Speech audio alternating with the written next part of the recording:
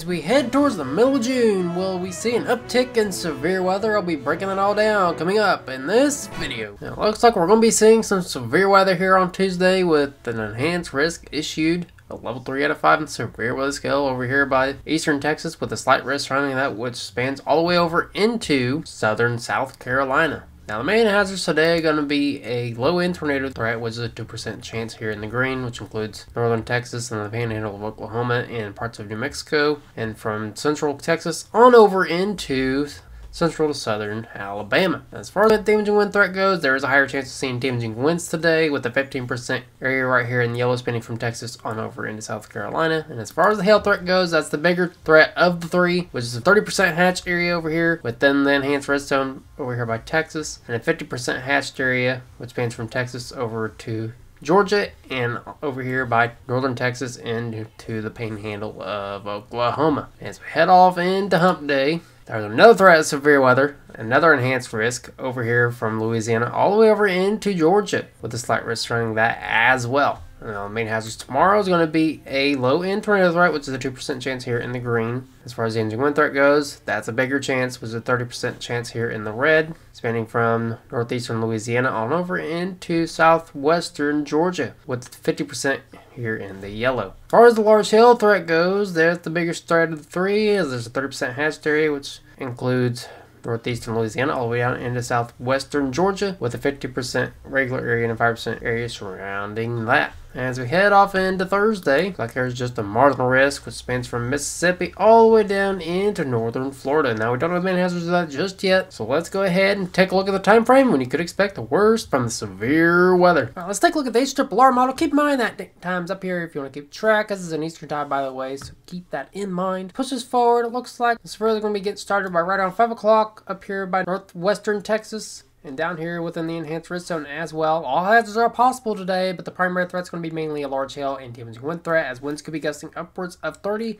knots. That's right around 20-30 miles an hour today. And it looks like the worst of the hail threat is going to be up here in northern Texas by around 10 o'clock. Donkey Kong size hail could be possible. Put anything up you don't want damaged, including your cars. Just make sure you put those in the garage if you don't want those damaged as well. It looks like this is going to be starting to diminish as we're going to be heading to more of a flash flooding threat, as there's slight risk for excessive rainfall. So if you live in a low-lying area, please keep that in mind. And it looks like by right around 4 o'clock in the morning, we could be dealing with some severe weather in the Dallas-Fort Worth area as you're heading off to work in the morning. As we head off into hump day, we're going to be dealing with another enhanced risk for severe weather. And to look at that, we're going to lower resolution down from the NAM 3-kilometer model. And as we push this forward here, looks like we could be dealing with the worst of it. Right around 5 o'clock through right around midnight is when I would expect the worst of the severe weather. Now, the main hazards tomorrow is mainly going to be a large hail and damaging wind threat. And tornado cannot be ruled out as well, so please know your severe weather action plan tomorrow. And then we pushed off into Thursday.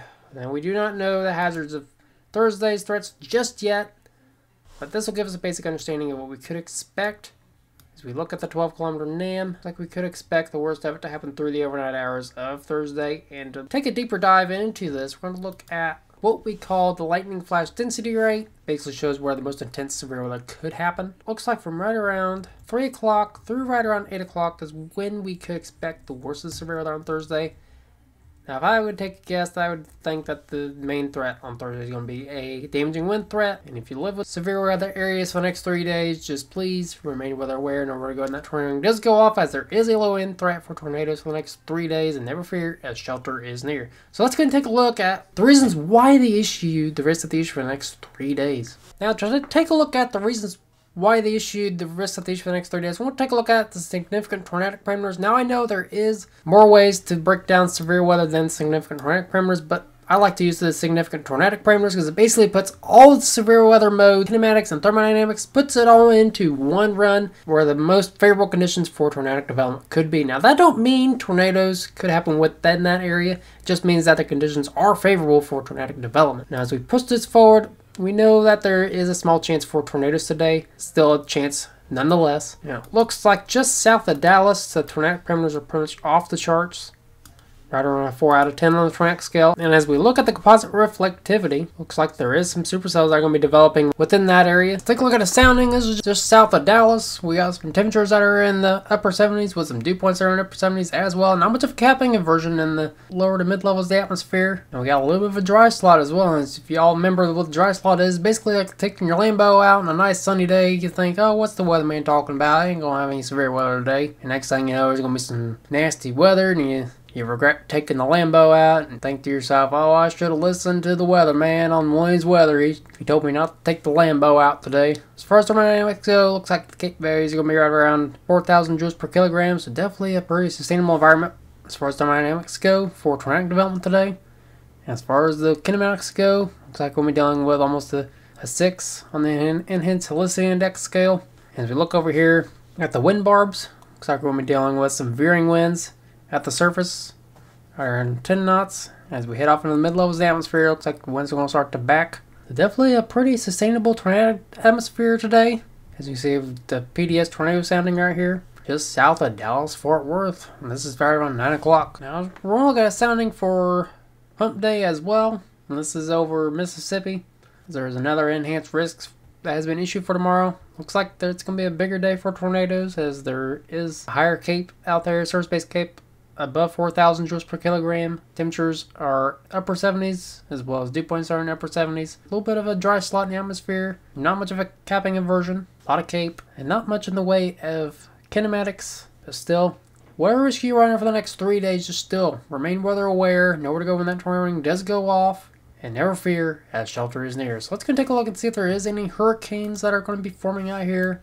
And it looks like there is a chance for some tropical storm development out here in the Pacific, as there is a 20% chance within the next 7 days. So let's go and take a look at what we could expect as we head towards the end of June. So take a look at what we could expect as we head towards the middle of June. We're going to take a look at something we call the 500 millibar height anomalies. Is basically blues represent the bad weather, reds represent the good weather.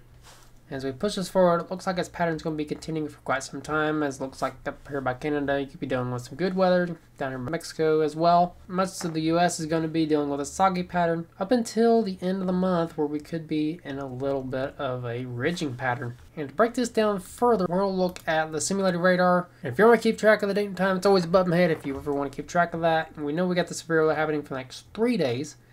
And after that, we're going to be in a little bit of a soggy pattern.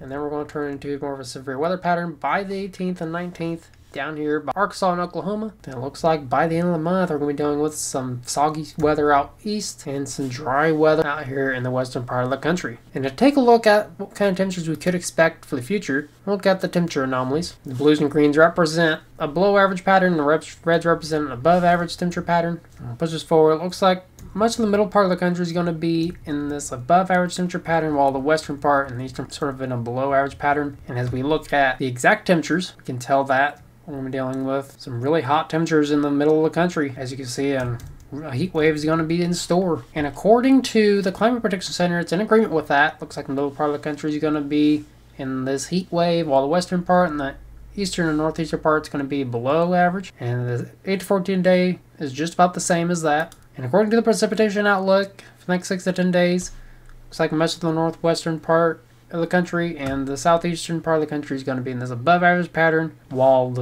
Louisiana on over to New Mexico and Michigan on over into Minnesota is going to be at a below average precipitation pattern. And according to the 8 to 14 day outlook, it's just about the same. And the reason why they issued the above average pattern is because it looks like, according to that 500 millibar height anomaly map, most of the country is going to be in this soggy pattern, except for down here by Texas and here by Michigan. So it looks like an active weather pattern is in store, as we're going to be dealing with soggy conditions along with a heat wave in the middle of the country. And if you live within the severe weather areas for the next 3 days, just please remain weather aware, know where to go when that severe weather warning goes off, and never fear, that shelter is near. So if you like the video, please hit that thumbs up button. Don't forget to subscribe down below. I appreciate everybody for watching. And until next time, never stop forecasting.